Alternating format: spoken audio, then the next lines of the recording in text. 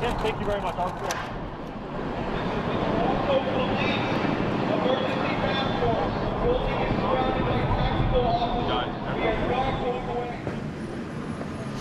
Good evening. Tense moments on King Street. A gun scare shut down this intersection here at Blue Jays Way, and it's raising some questions tonight. Now, this is the building in question. Police had their guns drawn out, surrounded this building after receiving calls of a possible hostage situation involving a gunman inside this dispensary here.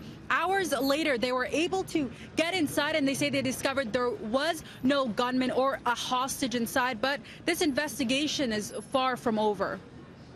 Come to the front door on King Street. It's the Toronto ETF. We will not hurt you if you come out without a weapon. Come out with your hands up. We will not hurt you. We will not hurt you. For about 90 minutes. Follow these directions, and I can guarantee your safety. Witnesses listen in as negotiators attempt to make contact with a reported gunman inside this multi-purpose building on King Street near Blue Jays Way. No response all afternoon. Cop car came up, parked sideways. We thought it was a film shoot. This is not a movie. This is actually dangerous. Guns drawn, tactical officers surround the building. A police armored vehicle arrives at the dispensary on 365 King.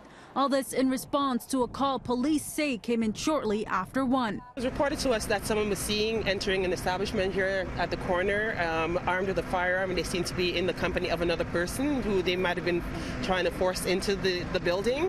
More than 3 hours later, police were able to get into the building and say no gunman or hostage were located. The landlord who arrived to the scene with his lawyer says he was called down to let police in. He adds that he's owned the 6-story building since 1979 and it's occupied by 3 nightclubs and 1 marijuana dispensary, and questions if the response was excessive. For what? For a phone call? Somebody received a phone call and they come all this and block all the street and all the business over here in the area shut down? For what? At the end of the day, it's unfortunate this actually happened in such a way. I mean, you have a false alarm in this case, and it shuts down pretty much all the TTC, all the intersection. My issue is what consequences are going to be to this. The call caused road closures that saw gridlocked traffic in both ways. TTC diversions, restaurant goers next door to the dispensary had to stay put for more than 3 hours. Among those responding include 52 division officers, the Toronto Police Emergency Task Force, and Toronto paramedics, all at the scene. So there was enough of a concern that we felt the need to respond to it in the manner in which we did, have as many officers out here, have the roads closed, just to ensure the safety of the public.